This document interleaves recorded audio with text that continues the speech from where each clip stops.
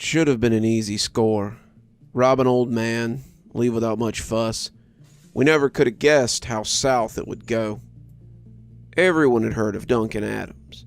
He'd been a fixture in the community for generations, living in that wild old house up on Mount Yaller. He'd been a writer, a professor of antiquities at Georgia State College, and any number of other things. His house was supposed to contain all sorts of expensive things, and we were going to see if the rumors were true. Mike didn't like it, though.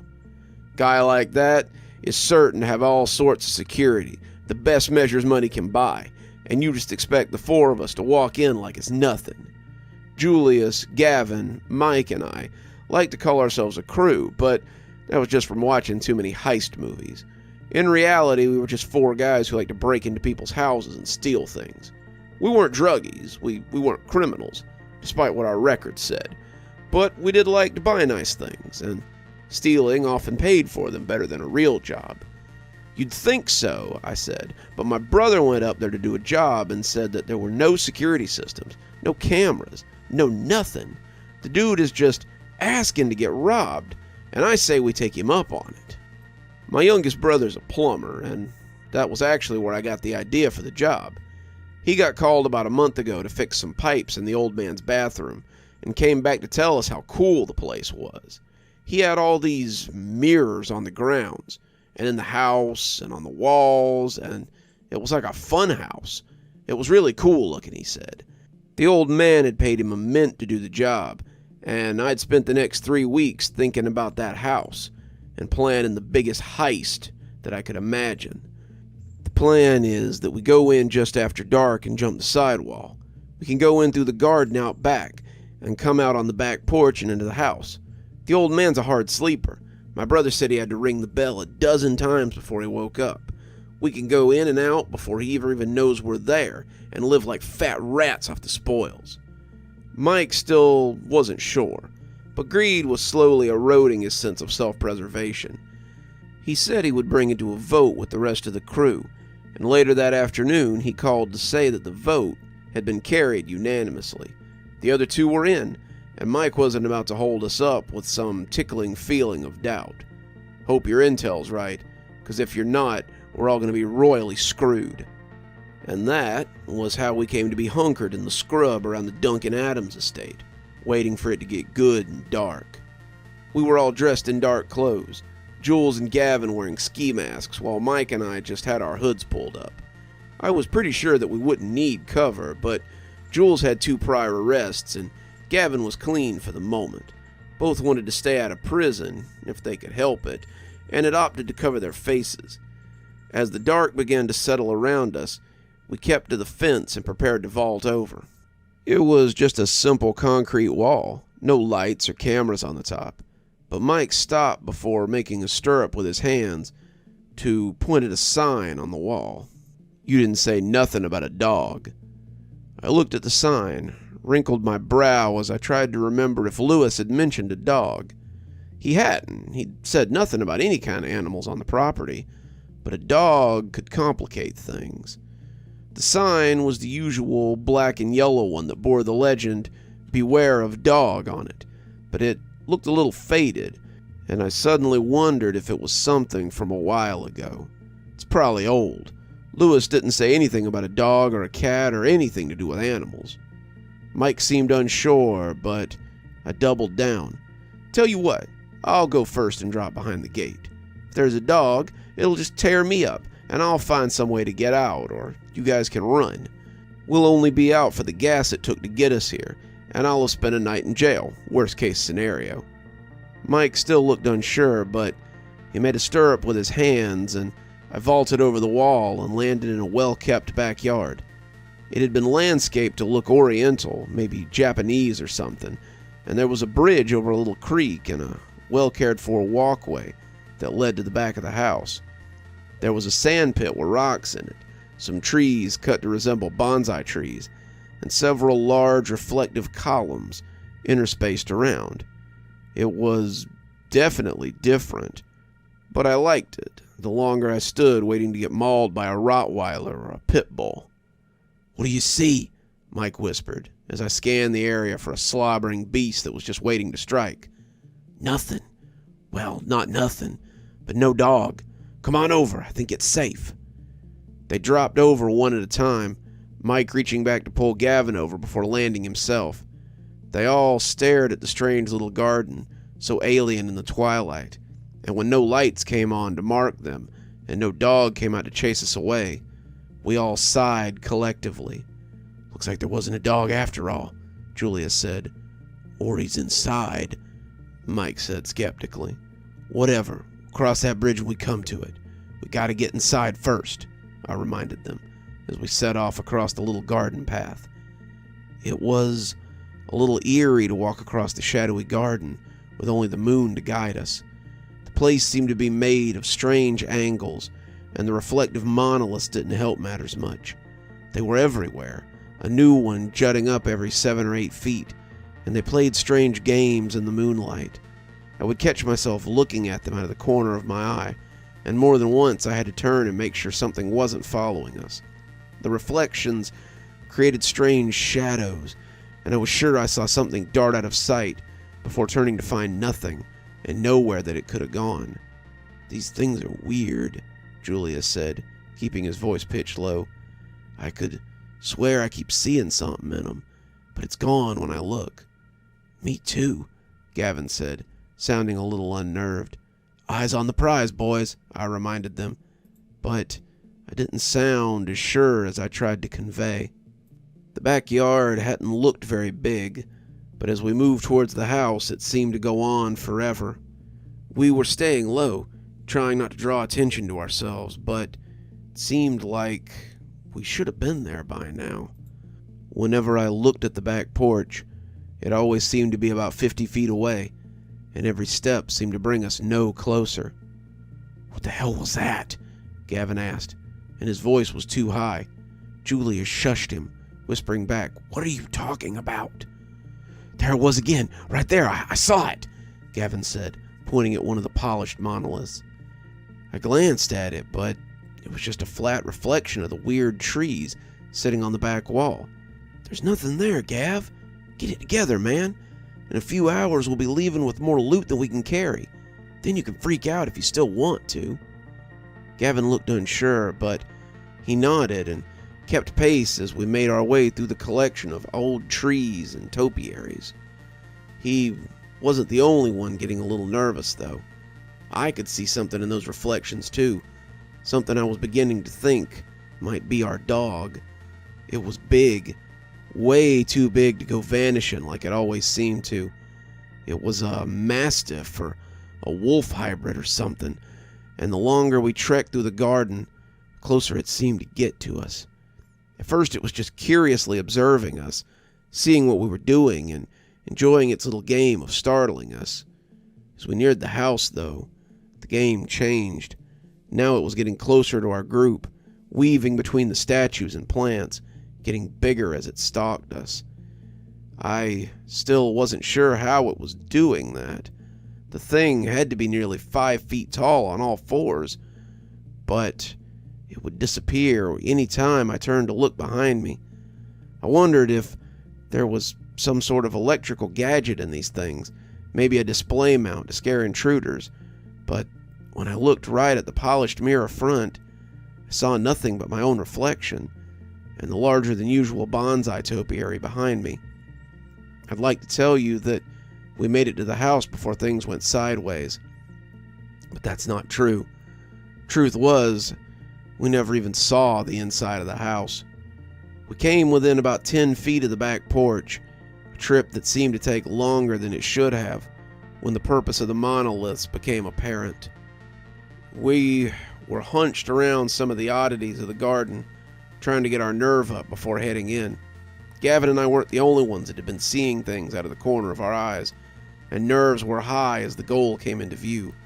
Now the real work would begin, but we weren't sure what to expect from this funhouse garden. Would we be allowed to make it to the house? Would we be mowed down by some huge hound on our way to the porch? I didn't know, but suddenly this didn't seem like the easy score I had promised them.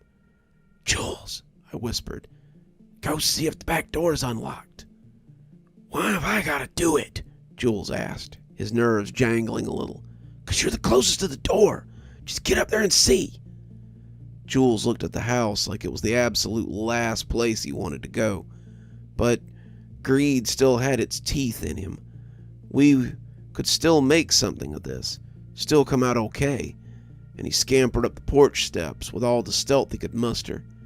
The doors were glass, fronting on a huge glassed-in kitchen, and when Jules reached out for the handle, he seemed as shocked as we were when it pulled down easily. Damn, guy's not even... But as he took his eyes off the glass, I saw something loom up behind him, something that made me tremble. It was the dog, a huge black hellhound with a gaping maw full of sharp teeth and piercing red eyes. It was behind the glass, and I thought for sure that it would jump through and bury Jules with its bulk. I started to yell, started to warn him, but when it leaned out of the glass and snapped its teeth around him, I was surprised by the lack of a crash.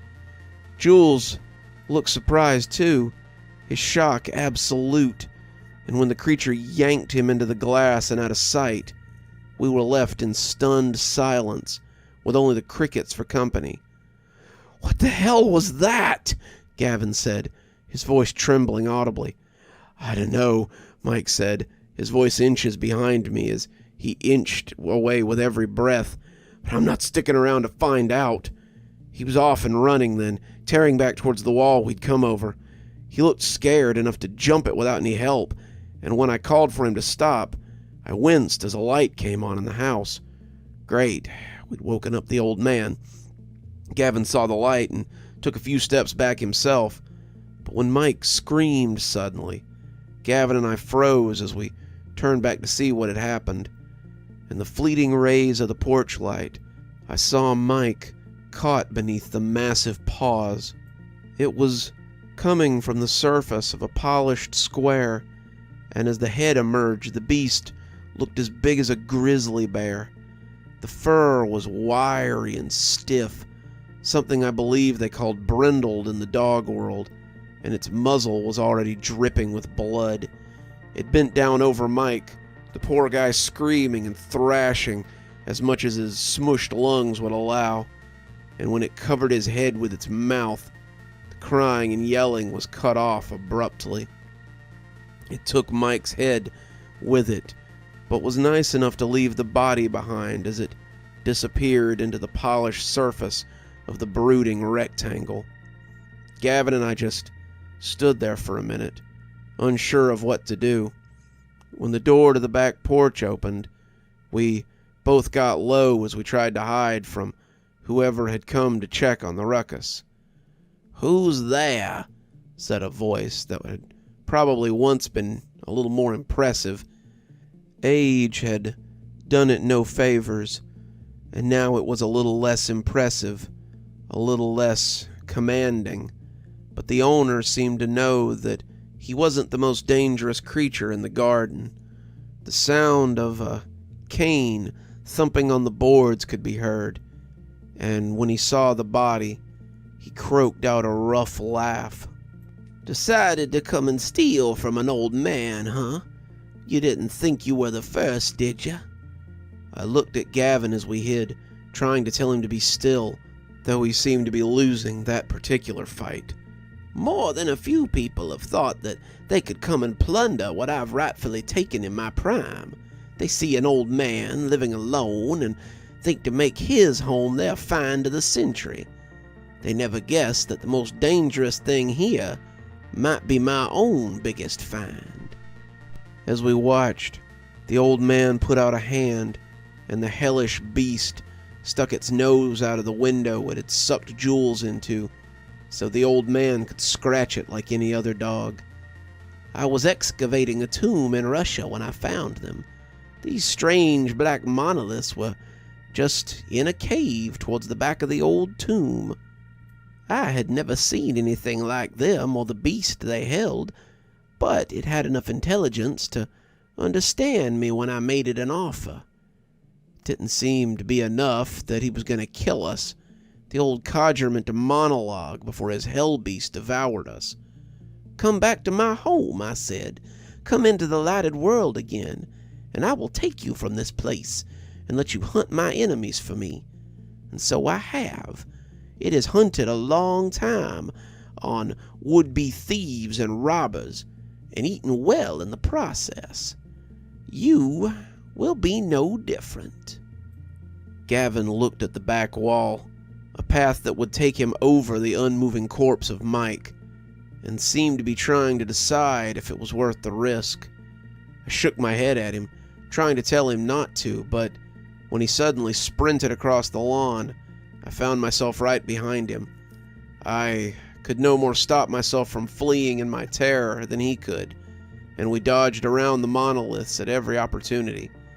The hound lunged at us nonetheless, coming out of either side as it tried to stop us.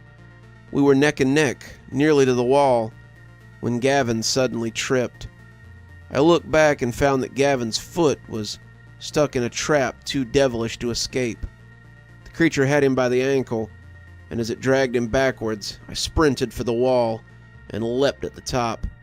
My fingers burned as they tried to dig into the concrete, and I'm not ashamed to say that I left a few fingernails behind as I scrambled over the top. I drove home, expecting that the creature or the police would come after me every mile of the way. When it didn't come lunging out of my rearview mirror and no blue and whites dogged my heels, I breathed a sigh of relief. I drove home, locked all the doors in my trailer, and went to my room so I could write this down while it's still fresh. Now that I have, I'm not sure what to do. Do I call the police? What would I even tell them? Can that thing get me through my own mirror? My computer monitor? The surface of my spoons? I don't know what to do, but I do know one thing. If you ever hear of Duncan Adams and his strange house in the mountains, and think that an old man living alone will be an easy score, think again. The dog that he has can't be bribed with treats and pets, and all you'll have from that place is death for you and anyone who comes along with you.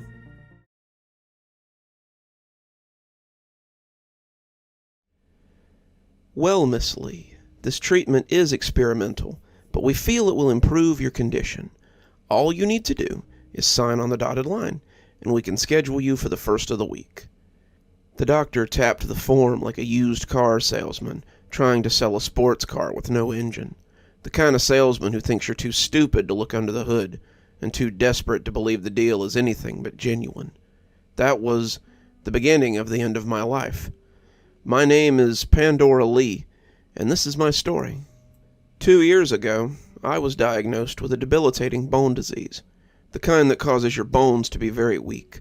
My doctor sent me to a specialist, and after running some tests and running up a small fortune in bills, he wanted to try an experimental treatment to harden my bones. I was hesitant. Who wouldn't be? But could I really afford to be in my condition? The following week, I arrived for my first treatment. The waiting room was the same bland area I'd seen 1,000 times. The sort of forgettable facade that hides the work that goes on beyond that unassuming blue door, between the show floor and the butcher's shop. Children moved beads along a wire maze as parents and patients looked through magazines that had been current about 10 years ago.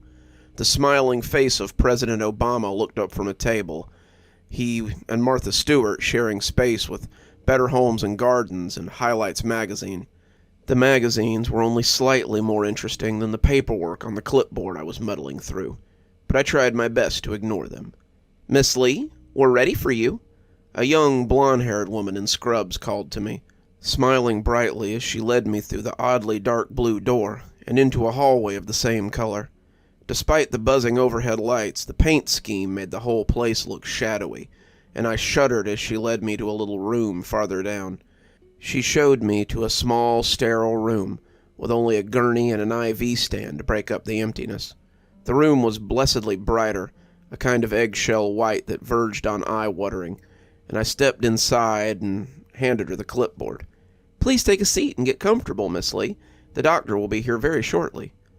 As I lay there waiting, the clean white paper crinkling under me. I had a gut feeling that this was a bad idea. I chalked it up to nerves, though. It was just another exam, just another series of tests, just another meeting that would end predictably. I should have listened to my gut. As the doctor walked in, he smiled his best crest kid smile, and I imagined I could see spit stains on his teeth. I wish I could tell you that he was an ugly little man, some goblin who scared me or made me wish a nurse had stayed to observe our interactions, but he was actually very plain-looking. Thinking back now, I can't tell you anything about him, other than his big grin and his neat little mustache. It might have been easier if he were a monster, but I guess life is rarely easy. Well, Miss Lee, as you know, this is still experimental. It's in the early trial phases. You'd honestly be one of our first human trials for the treatment, but we feel you are the perfect candidate. I stared at him blankly, unsure whether he expected me to be flattered or break out into applause. He looked uncomfortable, clearly not getting the response he was expecting. Calling the pretty blonde nurse from earlier, he asked her to strap me down and told me to relax. The straps were scratchy, the clasps sitting cold against my arm, and I found it hard not to squirm as she slid the IV in. The doctor reached into the hall and wheeled out a large metal canister. It looked like a fire extinguisher, the old kind with a hand crank, except for the face mask on the end, which is undoubtedly going over my face. He must have noticed my apprehension, because the too big grin made a return appearance. Don't worry, Miss Lee. It's all very safe. He placed the mask over my face, the smell of cleaner mixing with something sickly sweet and acidic. Breathe deep, he prompted, and I took my first breath, his voice sounding as if it were coming to me from the lip of a deep hole. You'll wake up in no time. Then it all went black, my last memory being the stuff I breathed in tasting like the smell of cleaner my mother had always used when I was young. Then I didn't think about anything for a while. I was floating for a while, my body as light as a feather, and I could have gladly floated in that void forever. When I dropped back into my body, however, it was worse than any falling dream I'd ever had. I opened my eyes and looked around frantically, my body still splayed across the gurney as the canister pumped whatever was in the tank into my lungs. I felt a surge of pain rip through my whole body, and I jerked fitfully against the restraints. The scream ripped up my lungs, the gas clouding my mouth as I choked on my anguish. The nurse ran in, trying to calm me to no avail. Calm down, Miss Lee. We don't want you to damage your bones while the treatment is doing its job. The pain is only temporary. The doctor will be in to give you something for it and explain everything. Her words did nothing for the pain that drilled into my bones, and after what seemed like hours, the doctor finally came in. He had a needle in his hand. The tip slid easily into the IV, and he filled the saline bag with something. It was cold, the liquid flowing in like ice, but the relief was immediate. I lay back gasping, the sudden lack of pain almost as jarring as the pain had been, and the big smile hovered over me like a specter. The first treatment is always the most painful, but it seems to be a success so far. You might have some joint stiffness for a few days, but that's to be expected, as the treatment hardens your bones. As the gas hissed and the ice brought sweet relief to my inflamed bones, I lay there drinking in grateful lungs of air. The lack of pain was hard to quantify, but I became aware over time that it wasn't just the sudden burning that had gone away. The everyday pain I had gotten used to, the inflamed joints and the deep ache of weakened bones, was also gone. It was like someone had flipped a switch in me, and suddenly I was exactly like I'd been before. This may seem like a small thing, but when you've lived with the pain, made it a day-to-day part of your life, its absence is like a physical loss. It was like a kid who's had his tooth pulled, his tongue prodding at the vacancy where something solid had been before. When he spoke, I had to shake myself back to reality to ask him to repeat himself. We will see you in 2 weeks for your next treatment. The nurse will give you a prescription when you leave. Take it twice a day in order to keep your body from rejecting the treatment. Understand? I nodded, still a little dazed, and agreed to take the pills. I made another appointment with the similarly pretty brunette and took the nondescript little bag she handed me. She smiled, saying they would see me in 2 weeks, and I headed home. As I drove home, I expected the pain to rear its head again with every press of a pedal or turn of the wheel. The pain had become like a swarm of gnats, ever present and buzzing. You never got used to it, but you became accustomed to it. It's never comfortable, but you look forward to the times when it isn't there. Now, it was just gone. I was driving with nary a pain or a wince, something I hadn't done in years. I should have been happy, but I kept waiting for it to disappear. Maybe that made me a pessimist, but I don't care. When you live like this long enough, you constantly wait for the other shoe to drop. I walked into my house, my bones still feeling like nothing so much as normal bones, and took the pills out of the bag. Reading over the label for side effects or warnings, I found nothing but the instructions on the outside. No name, no ingredients, no warnings, just 8 words in bold font. Take 1 pill, with food, twice a day. I opened the bottle and let a few of the pills roll onto my palm. They were white and blue gel capsules, the contents looking like nothing so much as the sugar on top of the snow caps my husband ate at the movies. As they sat in my hand, I noticed that they were oddly cold to the touch, and the feeling reminded me of the way the liquid had felt as it entered my IV. When they didn't immediately appear dangerous or try to bite me, I let them tumble back into the bottle and closed the lid. I set a reminder on my phone for 7 a.m. and started fixing dinner. When I went to bed that night, I had already forgotten about them, but as I pulled the blankets up around myself, I felt a sudden chill arrow through me. It should have raised a sort of red flag, but I was still riding the high of moving about my home without any of the pain from earlier that day. A few hours later, though, I was awoken by an icy chill going through my body, followed by an intense ache in my joints. As I tried to get up, I felt every bone in my body tighten. It was almost impossible to walk, but after a few minutes, it eased up, and I was able to make it to the bathroom. I figured this was just a side effect of the stiffness the doctor was talking about. And after a warm bath, some of the pain had abated. With some of my mobility returned, I shuffled back to bed, hoping to sleep off the pain until it was time for my first dose of medication.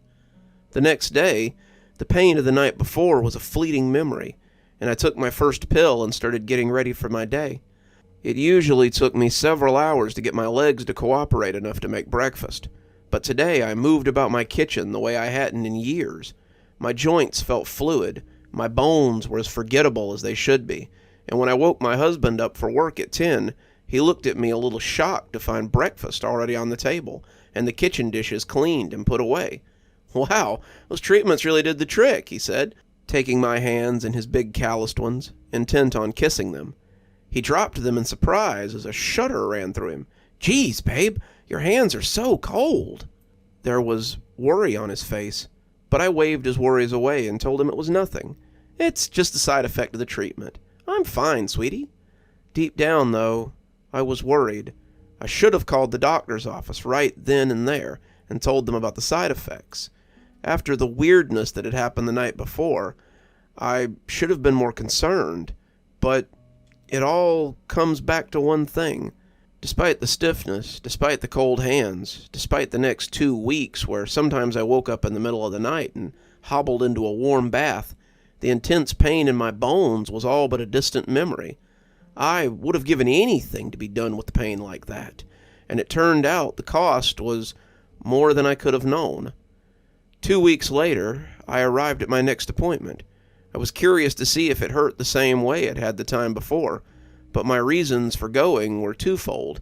I had taken the last of my pills that morning, and I knew that I would need more if I wanted to maintain this lack of joint pain. So I smiled at the nurse, let them strap me down again, let them slide the needle into my arm, and breathed in the gas like the good doctor told me to. The treatment was performed the same as the first, but I gritted my teeth through the pain as I waited for him to inject my IV with that sweet icy liquid as the gas did its work. As the straps slid off, I nodded through the closing instructions and shuffled up to the desk to make my appointment and get my pills. I moved as if in a dream, my body feeling strangely heavy as I climbed into my car and drove home. I jerked awake in my driveway, unsure how I had arrived home. I had never fallen asleep at the wheel, much less sleep drove home, and the thought made me shiver. I grabbed my prescription and headed inside, wanting to get as far from the vehicle as possible at that moment. I thought about starting dinner as I trudged in, but decided to take a nap instead. It was early still, only mid-afternoon, but I was suddenly exhausted. I could barely keep my eyes open, and as I slid into bed, wearing the same clothes I'd left the house in, I thought I was settling in for nothing but a couple hours of rest. 10 hours later, I shuddered awake into total darkness as an arctic chill shot through my nerve endings. It was worse than it had ever been, worse than any time before it, and as I tried to climb out of bed, my legs froze up and sent me spilling to the floor. I lay there, unable to bend my legs or arms, only able to pull them towards me like palsied claws. I was overjoyed when I heard my husband's soft snores from the bed beside me. He would help me. He would get me to the hospital. He could get me into a warm bath, and I opened my mouth to scream his name. My lips trembled as I prepared to cry out for him, but no sound escaped my chilly maw. I gasped weakly, his name lost amongst the short barks of sound, while he slept peacefully a few feet away.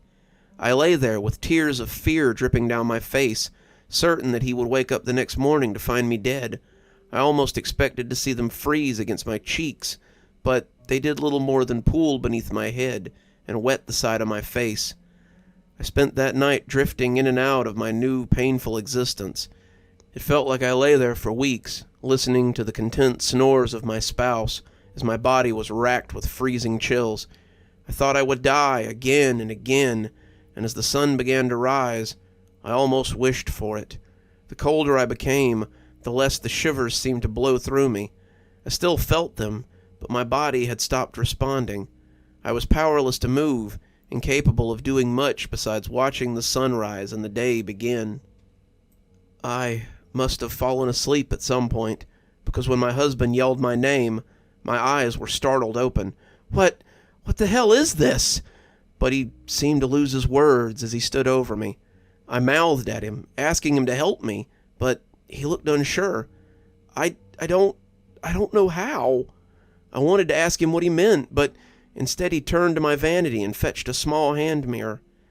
I looked back at myself, not sure it was me for a moment.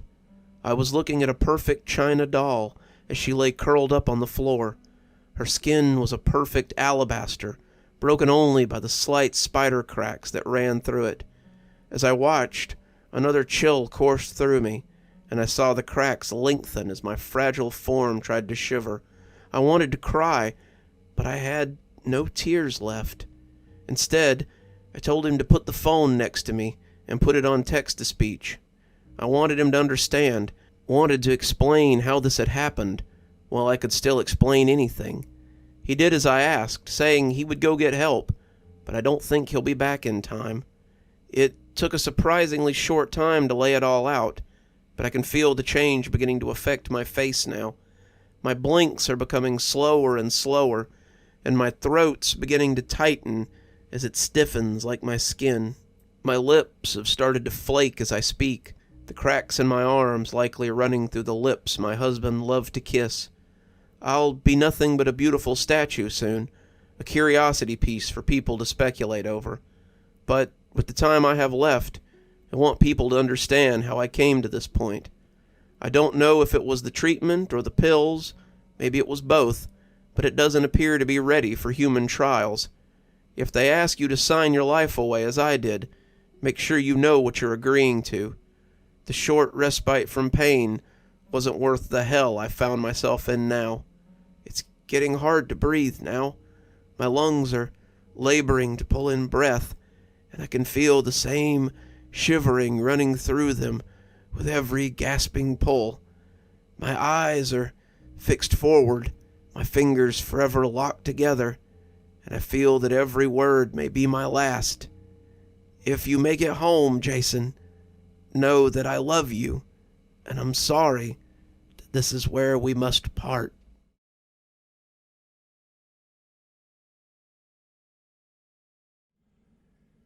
I hadn't thought about it until last week, but it seems to have snowballed into something that's gotten out of control.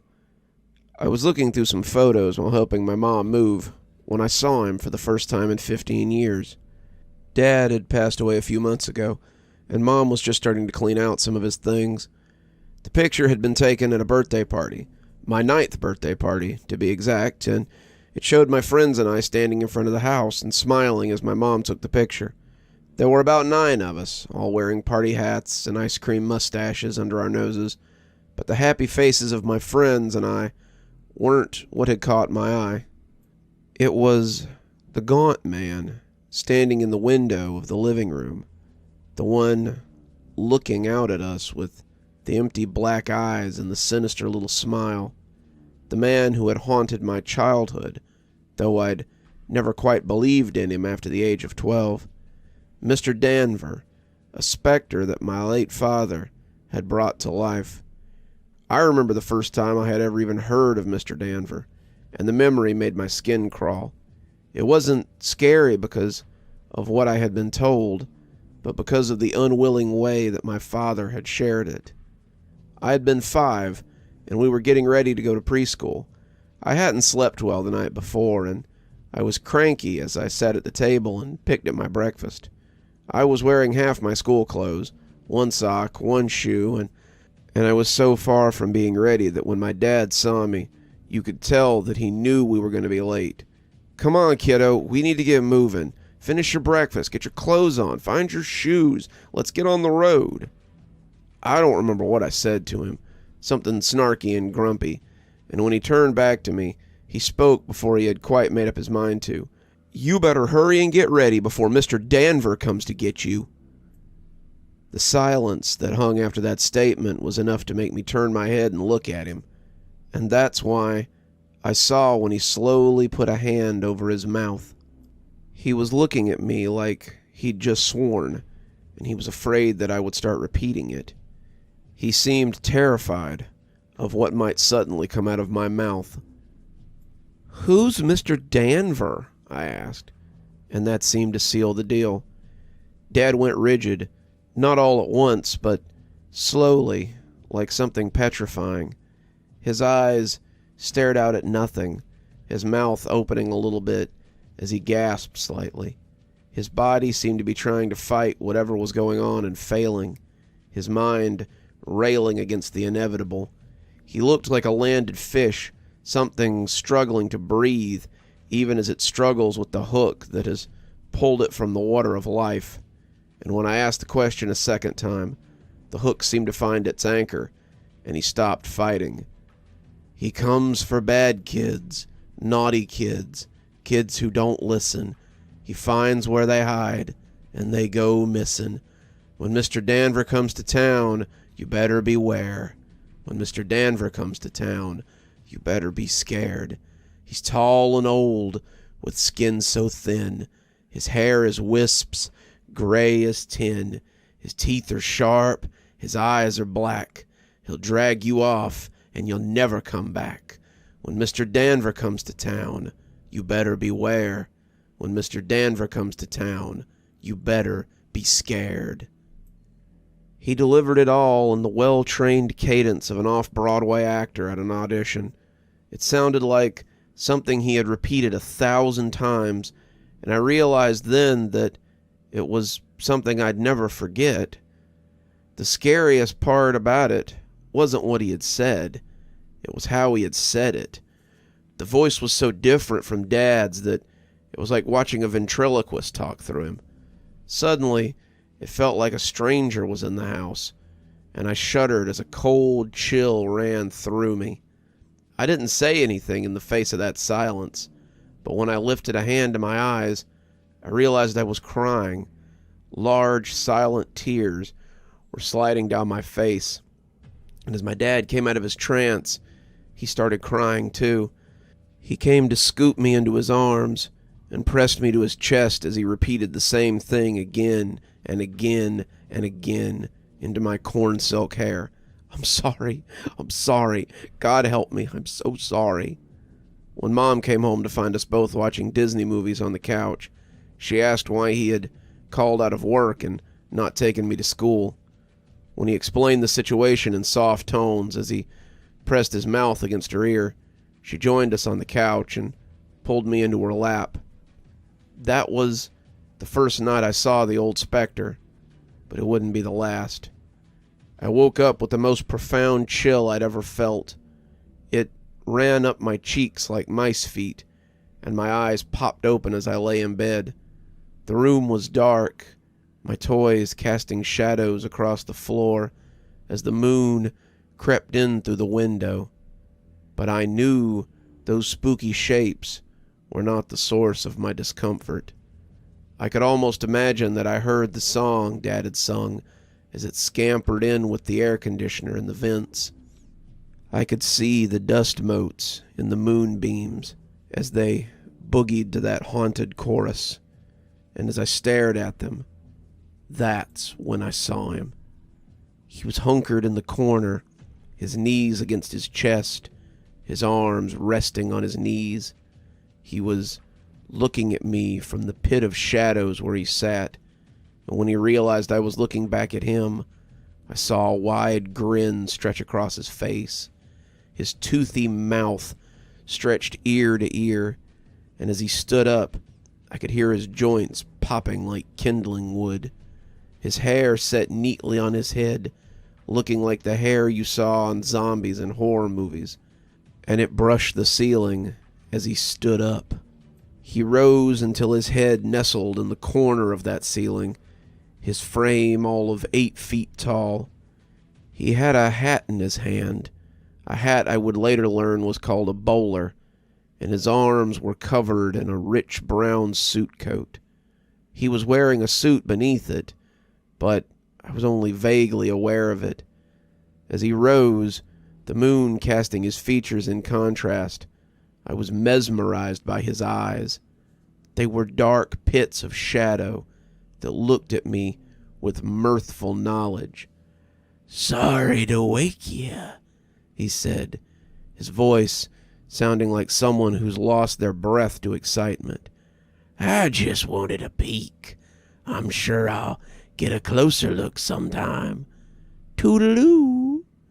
I started screaming then, and when Dad came in and turned the light on, there was nothing in the corner but the star stickers that stuck to the ceiling above the spot.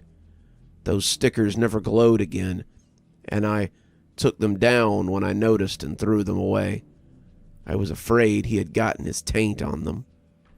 Dad pulled me into a hug, Mom beside him, hugging me in an instant, and both of them held me until the shaking stopped.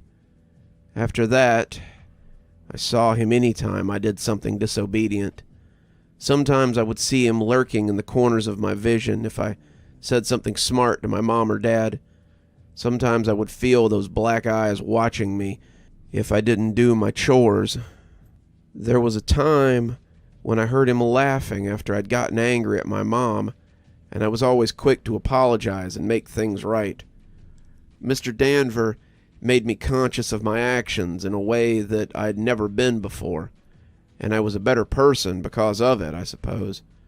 I never saw him when I was rude to my friends, but just the knowledge that he might be watching me made me forgive more often, and I was less likely to be cruel to others. Sometimes when I thought about cheating on a test or taking something from a store, I would imagine him just waiting to get me and think better of it. It all culminated when I was 12, on the day I ran away from home. I'd been looking forward to a sleepover at my friend's house that weekend, an event that was highly anticipated. Matt had one of these for his birthday every year, and a bunch of us would go to his house and eat junk food and watch movies and tell scary stories and just have the times of our lives. I'd been looking forward to it for weeks, and I knew that if Mom found the math test at the bottom of my bag, the one with the big red F on it, I could hang it up. I'd buried it deep in my backpack, but not deep enough apparently. She had found it before I could make my escape to the party, and we had gotten into a screaming match over it. It was unfair, I told her. I'd looked forward to this party for so long, and it wasn't fair that now I didn't get to go. She said that was too bad, and if parties were more important than schoolwork, then I needed to get my priorities in order. I was so mad, so furious with my mom, that I did the unthinkable before I could remember the specter of Mr. Danver. I told her I was going whether she gave me permission or not, and walked out the door before she could stop me. I ran up the street, heading for Matt's house, listening to my mom call from behind me. I expected her to be angry. I expected her to be upset. Instead, she just sounded scared. She told me to come back, that we could talk about this, but I was in no mood to listen. I was going to the party, whether she liked it or not, and nothing was going to stop me from getting there. It wasn't until I saw him standing under a burnt-out streetlight that I remembered the looming specter of Mr. Danver. When it began to flicker, I realized it had a little more juice in it. In the flickering light, I could see the tall, thin frame as he grinned at me, his translucent skin clinging to his face like a mask. He had his hat in his hand again, his immaculate suit still looking pristine in the flickering light, and his eyes reflected that flicker like a stuffed animal's. He looked unreal, standing in the everyday world, like a piece of Halloween decor that's a little too well made. He was utterly still, his head brushing the bottom of the lamp, but his fingers gave away his excitement. They drummed on the brim of his hat and made him look like a dog preparing to yank his lead and give chase. We stood looking at each other for a count of 5 before I turned and shot off towards home. Mr. Danver was coming after me just as quick, but his lack of footfalls made me panic all the more. I turned to look and saw the too-tall thing eating up the ground. His long legs moved like a spider's, and he ran like a cartoon character in big, exaggerated galumphs. He was gaining on me with every step, his strides twice my own, and I screamed in frustration and terror as I put on an extra burst of speed. To think that a moment of frustration was going to seal my fate forever. I'd been hyperfixated on my behavior for so long, and now a sudden lapse in judgment was going to kill me. "When Mr. Danver comes to town, you better beware." The wind seemed to bring the hateful words to my mind as it rushed past my ears. "When Mr. Danver comes to town, you better be scared." I was scared. I was terrified. When my house came into view, I was afraid that I would get snatched within view of the front door. Mr. Danver would reach out with one long arm and pull me into the darkness, and I'd be gone forever. It would happen just that quick, and no one would know what had gotten me. Correction, my parents would know. They would know, but how would they tell anyone? To admit to such would make them sound nuts and probably make people think that they were responsible for my disappearance. I turned suddenly, going through the gate and running up the walk, and I felt the icy chill of Mr. Danver's hand as it passed inches from me. I took the steps 2 at a time, praying the door would be unlocked, and when Mom threw it open, I leapt into her arms. "I'm sorry. I'm so sorry, Mom. I'm sorry. Please forgive me. Please don't let him take me." I pressed my face against her, not daring to look back into the yard. Mom whispered that she forgave me, but when she talked to Mr. Danver, her voice was a mixture of rage and an old fear. "Get out of here. All's forgiven. There's no misdeed. You cannot take him." I kept my face pressed against my mom, but I still heard Mr. Danver's spidery voice when he answered her. "Another time, then." When I peeked back, he was gone. Dad came home an hour later, getting off work early after Mom called him, but I was still shaking and sobbing on the couch. "Why?" I asked him when he came in. "Why did you tell me about Mr. Danver?" My dad was quiet for a moment, thinking about his answer, before sighing and saying, "'Cause it's not something I meant to do. It happens. Someday it'll happen to you too as well. Never. I would never do that to my child. I shuddered as he wrapped me in a hug, but I didn't pull away. Sweetie, you won't have a choice. I didn't have a choice. My father didn't have a choice. No one has a choice. Once you know about him, the knowledge demands to be shared. His name is dark knowledge, a secret shared by many, and it must be served. That was when he told me how he had come to know about Mr. Danver from his father. I was playing with something on the couch when Dad told me to clean my room. I ignored him, wanting to finish my game, and when he said if I didn't go do it now, he would call Mr. Danver, I looked up, and when he said it, the look on his face was both confused and afraid. Dad, your grandpa, wasn't always the nice guy that you know. He joined AA when I was in high school, but before that he was a drunk. He could be mean when he was drunk, too, and I should have known better than to hesitate when he asked me to do something. Instead, I asked who Mr. Danver was, and when he sang me the little song, it was the soberest I'd ever seen him up until that point. The words were forced out of him like vomit, and when he finished, he threw his arms around me and told me how sorry he was. Dad looked at me, and his eyes were hollow pits. I saw him in my room that night, and it wasn't the last time either. He told me that when he'd told the story to Mom, the one about his father telling him about Mr. Danver, she'd cried and said that she'd seen him too. Her dad told her too, one day you'll tell your kids. You won't want to, but you won't have a choice. The song is as inevitable as Mr. Danver. What you got there? I jumped as Mom came in and found me looking at the picture. I put it in my pocket, not wanting to remind her about Mr. Danver if I could help it. I moved to another box, Mom taking the box of photos I'd been looking through, and I tried to put the name out of my mind. It was easy to do as I worked, but as I sat at home later, still sore from a day of moving furniture and sorting boxes, I started thinking about it. If my parents and I knew about Mr. Danver, did anyone else? I pulled up Reddit and made the post before I could think better of it.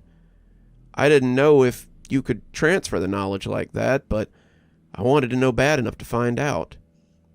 Hey guys, I remembered something from when I was a kid. I just wanted to know if anyone else had heard of it. My dad told me a spooky story about Mr. Danver when I was a kid, saying he would come get me. My mom knew about it too, but I was wondering if it was something anyone else had heard of, or if it was something that he made up. The post had barely sat for 5 minutes before I got a response. It wasn't the last either. Yeah, my dad told me about him too when I was little. Seems like I must have had nightmares about it, 'cause I can remember dreaming he was in the corner of my room sometimes. OMG, so weird. That was exactly what my mom called it too. It was weird when she told me too. I thought she was having a seizure. My uncle used to tell me that he would come get me if I was bad. Wasn't there a song or a poem that went along with it too? Yeah, it was pretty catchy, but I can't remember all the words. On and on and on. The thread had around 100 comments, and not all of them were Americans either. Mr. Danver seemed to be something that lived in the consciousness of most English-speaking people, and even if it had a different name, the descriptions they gave were exactly the same. Tall, suited, pale, wispy hair, sharp teeth, black eyes. The description was universal, and the idea that I wasn't alone didn't make me feel any better. If you too have experienced Mr. Danver, then it's already too late. One day you'll tell your kids. One day they will have the knowledge. One day, if they're lucky enough to avoid the icy grip of Mr. Danver, they'll pass it on. The cycle always continues, whether you want it to or not.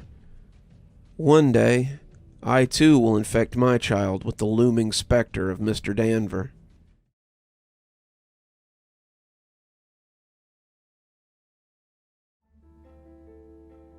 When I was a kid, I lived in a haunted house. I know how that sounds, and I don't want to sound pedantic, but I lived in an actual haunted house. It was never anything sinister throughout most of my childhood. You would see things out of the corner of your eye. You'd come downstairs and find things moved a little. My mom even had her hair pulled in the bathtub once, but it was an isolated incident that never happened again. Things moved downstairs, you'd hear weird noises, sometimes you'd hear voices, but it never went beyond that. It was annoying sometimes, but I never really felt threatened. It was just something that happened. Until my parents decided to sell the house. I was about 18 or 19 years old, and I'd just dropped out of college. Medical hadn't been for me, and I was just really burnt out and kind of lost. I had been writing since I was 8, but I hadn't discovered horror yet, and was still trying to hash out something in the fantasy trade. I had a job, and I had my parents' house to fall back on, at least until they informed me that they were moving 2 states away. They didn't have it all set up yet, but my parents were doing well enough that they could afford to go ahead and pick up another house to flip, while they were still trying to sell this one. They offered me a pretty sweet deal. Stay at the house and watch the dogs while they went and got the house ready to move. They'd be back in about 2 to 3 months after they had everything ready, and then they'd start moving everything up there officially. If they hadn't sold the house by then, I was more than welcome to stay and keep living in it for a while. This turned out to be moot since I didn't stay in the house longer than about a month. It started out with little things. Things were always going missing in the house. Car keys, coffee cups, and books, but now they were nowhere to be found.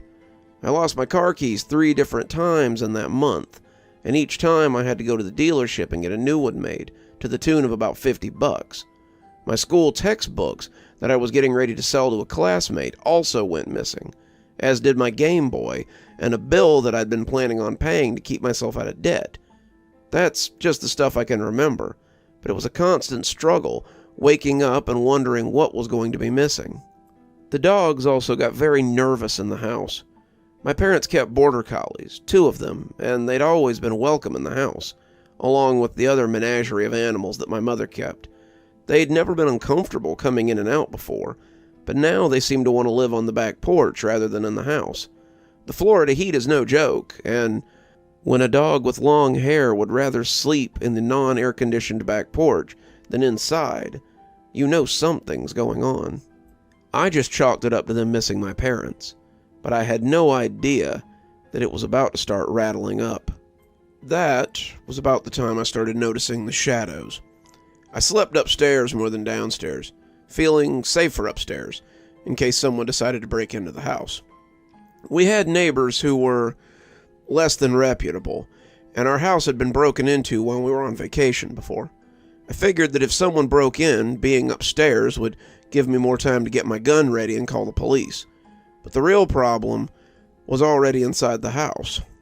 Sometimes I would wake up in the middle of the night, awoken by a sound or by a feeling, and see something moving in the room. Not really moving, I guess. I'd see the shadows on the wall as they walked behind me or around the bed. I'd turn my head to confront them, but there would never be anybody there. The room was always empty, and a search of the house would prove that no one was in there. What's more, even though they were on the back porch, I knew the dogs would pitch a fit if they smelled someone in the house.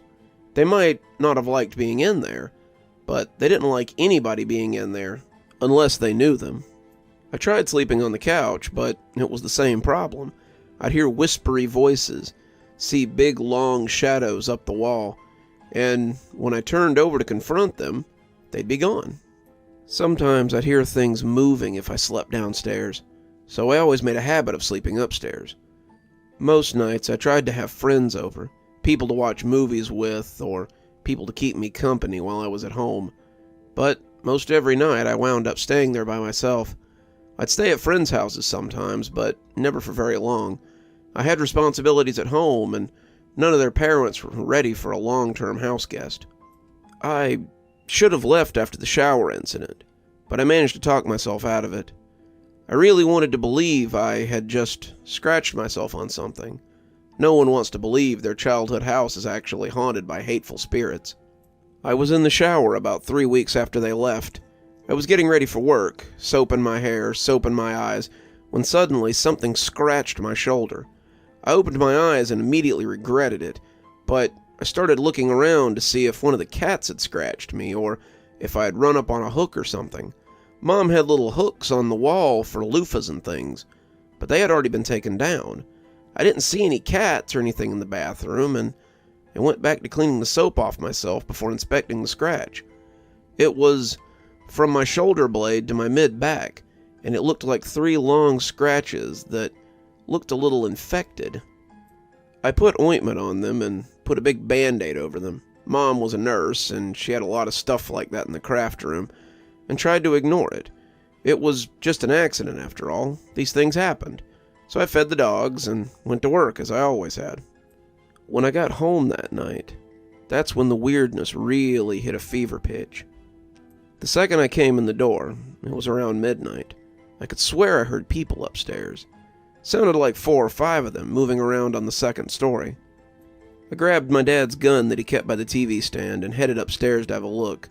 I hadn't seen any signs of a break-in, no broken windows or open doors, and I wondered how they'd gotten in without being seen. My parents had a big house, but most of the easiest ways to get in were through the living room. Unless these guys broke into a back room, I didn't figure they could have gotten in without me noticing.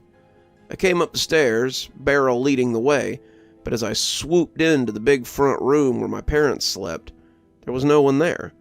I searched the house, upstairs and downstairs, but I found nothing. It was as if I had imagined the whole thing.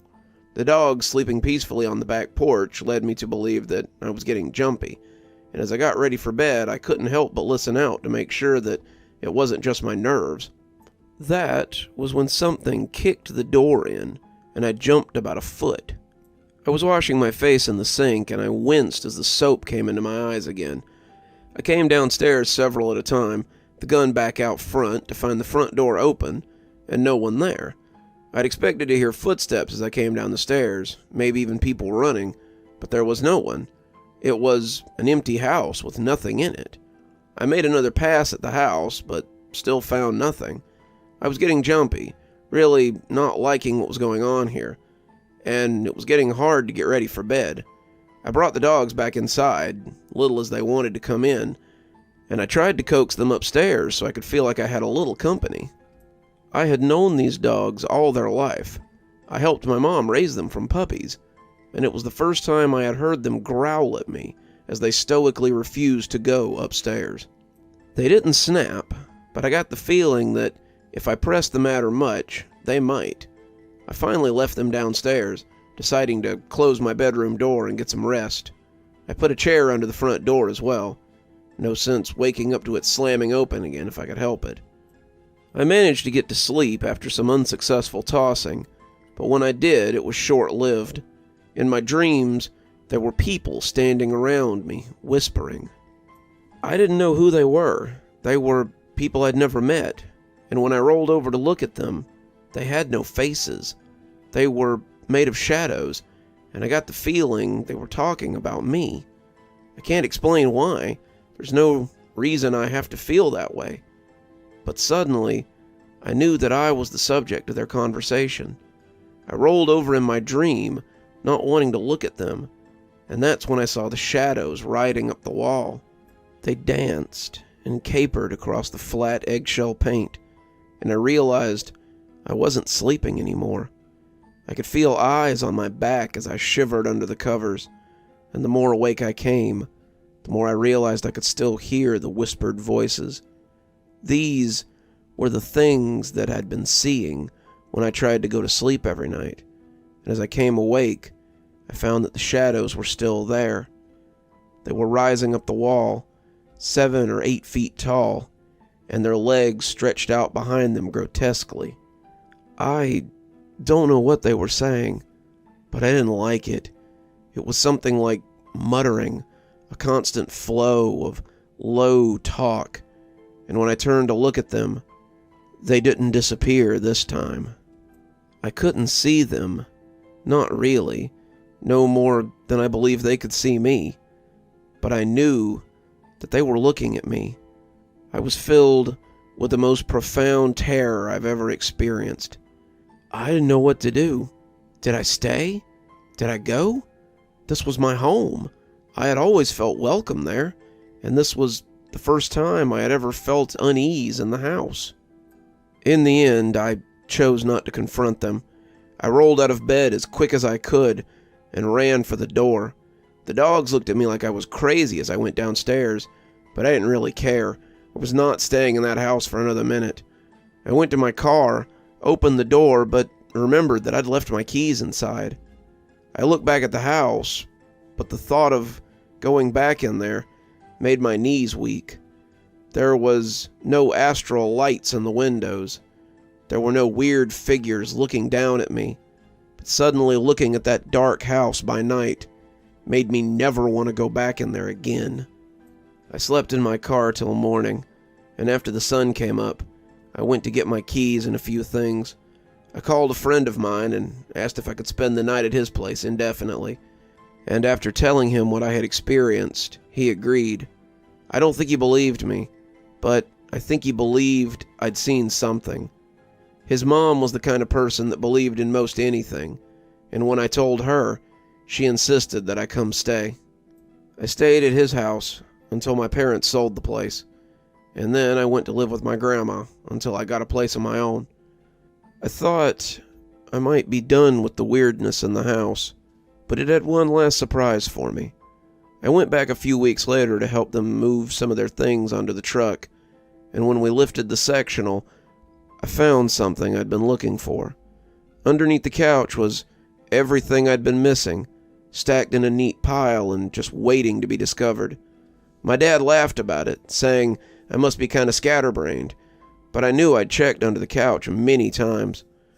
I helped them move their stuff on the truck, but insisted on being gone before dark. They thought I was being silly, but I never came back there again after dusk. When they sold the house a few months later, I got my stuff out and never came back. My mom got into ghost tours and things later in life, and did some research on the place after I told her about my experience. She was almost giddy when she told me about the checkered past of the house we lived in. Several people had died in that house, and not all of them of natural causes. There were rumors that 2 brothers had had a duel in the backyard, and one of them was still buried on the property. A boy drowned in the pond that sits at the corner of our land. Several people died of natural causes in the house, and whether or not they're the ones who haunt the house, I don't know. I find sometimes in my life that strange things seem to follow me. They seek me out sometimes, and I think that might have been part of the reason I started writing horror. The closer I get to understanding it, the more I know I'll understand my reasons behind it. And that's not the only strange thing that's ever happened to me. Perhaps I'll tell you about a few others sometime, if you like.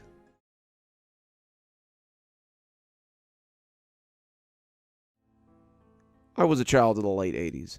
This was a time when kids played till the streetlights came on, and riding your bike through town was as normal as going to the corner store to get your mom some smokes.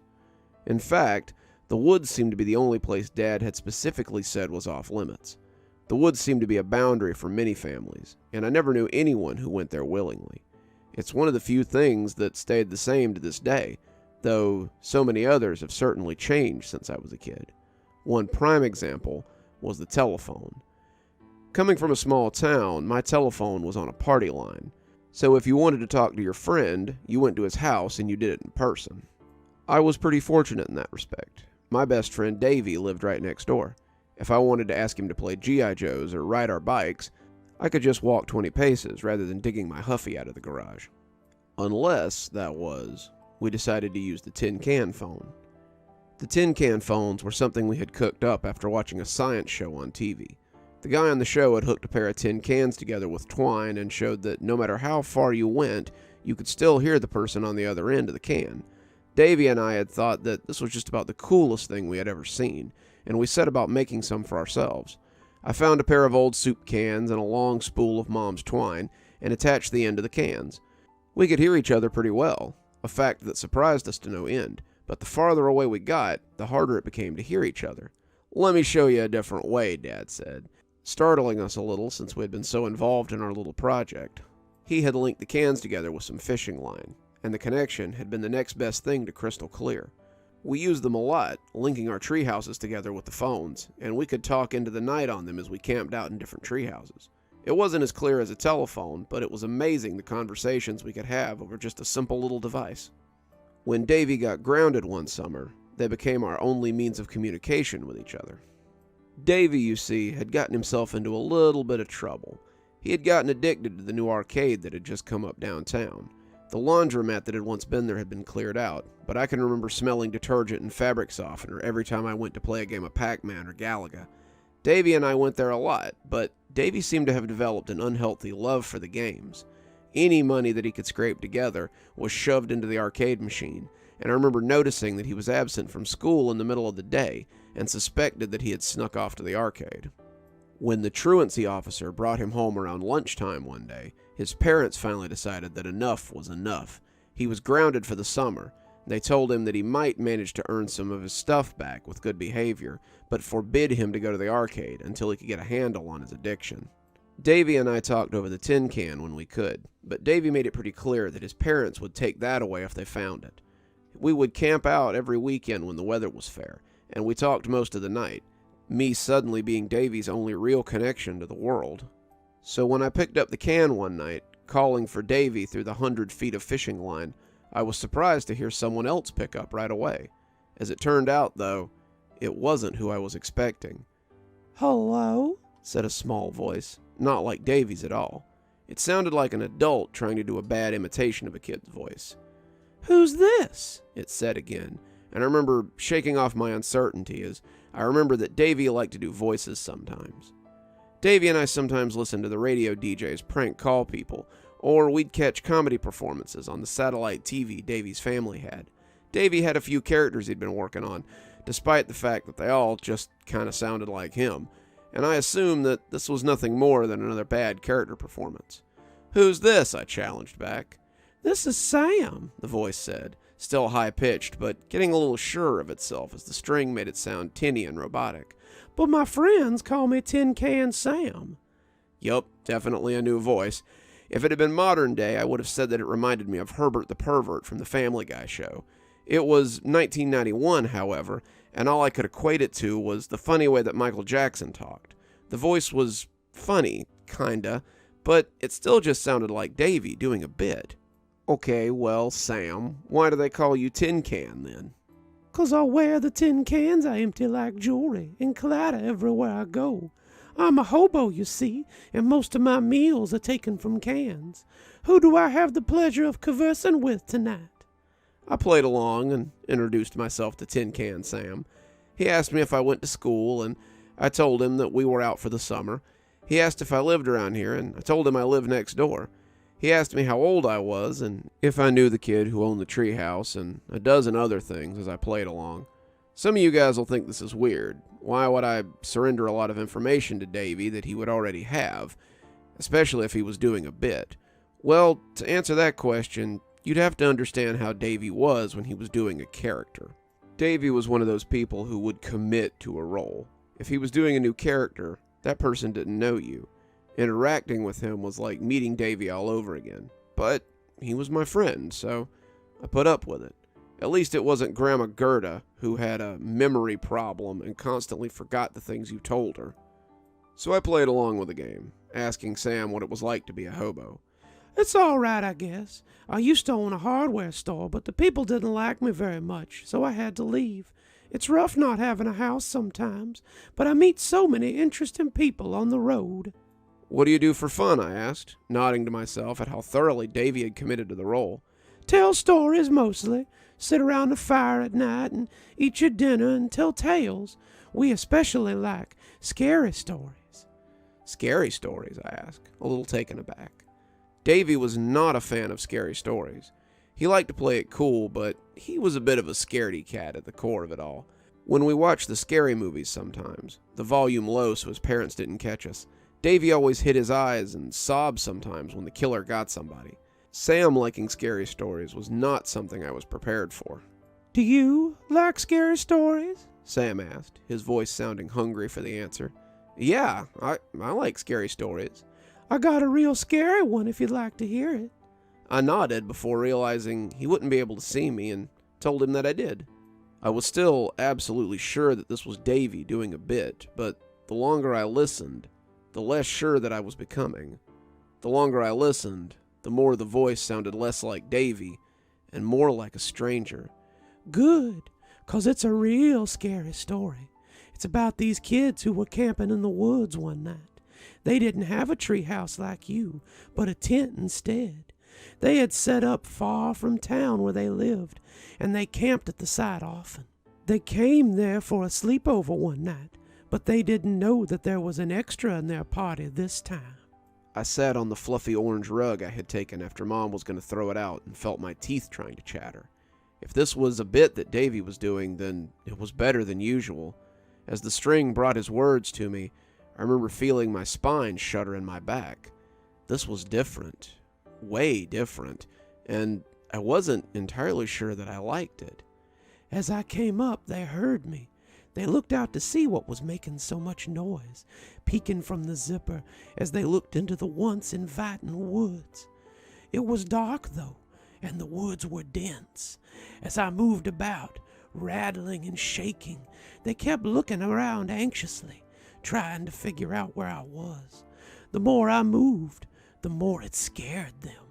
They thought I was a ghost or some sort of spook, and the longer I rattled, the more they shivered.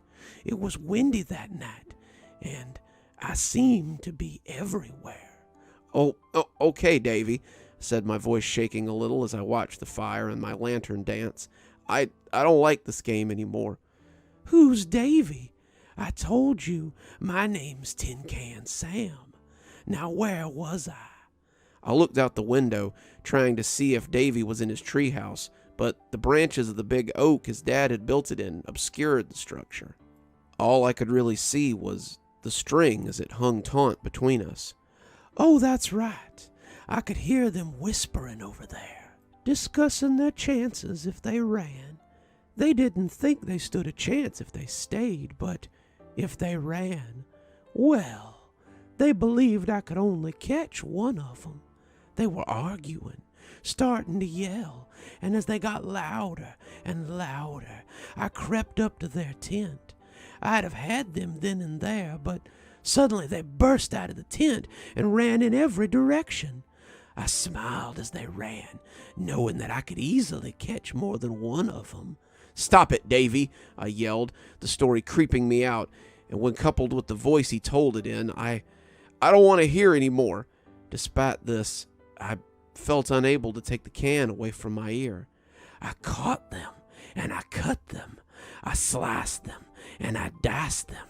I cut their throats, and I sliced out their tongues. I cut their legs, and I took off their fingers, and when I turned my attention to the third boy, I knew I could get him before he got home. I took off after him, my cans rattling like ghostly chains.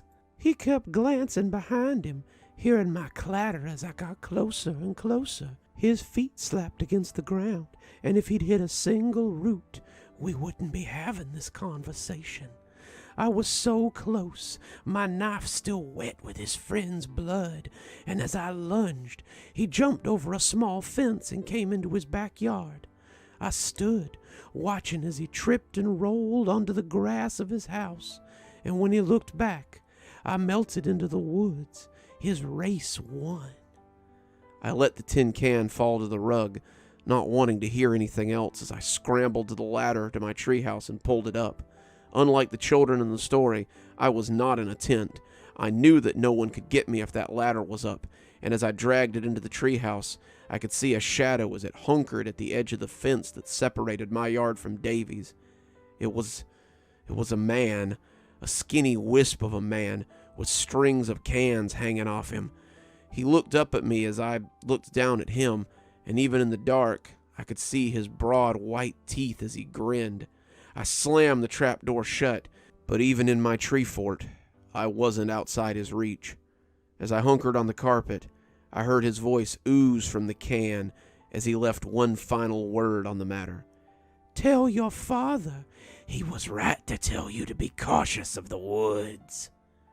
He may have said more, but I threw the can out the window then and heard it tunk as it landed in Davy's yard. I spent the rest of the night with my knees against my chest, jumping at every sound outside as I listened for the clank of cans. I didn't come out when the sun came up, and when someone called my name from the ground, I jumped in surprise. Looking out my window, I was happy to see that it was my dad. I came down the ladder, leaping into his arms as I cried against his shoulders. "What's the matter, kiddo? You have a bad night?" he asked, smiling but clearly concerned. I felt him stiffen when I told him what Tin Can Sam had said, and I felt him hug me even tighter. "I'm so sorry," he said. I never slept in that treehouse again, and after I told Davy about what had happened, I don't think he did either. I'm an adult now, and my parents' house is my house. After Dad died of a stroke while I was in college and Mom passed away a few years later, Melinda and I decided to move into what was the largest part of my inheritance. Our children love the big backyard, the treehouse that I've refurbished and repaired, but I always warned them to stay out of the woods. They always begged to be allowed to explore, but I've put my foot down where the woods are concerned. I've never seen Tin Can Sam again, but if I ever think that maybe I imagined it, all I have to do is listen carefully on quiet nights. Sometimes, if you listen closely, you can still hear the clank and jangle of the old cans as they blow in the breeze.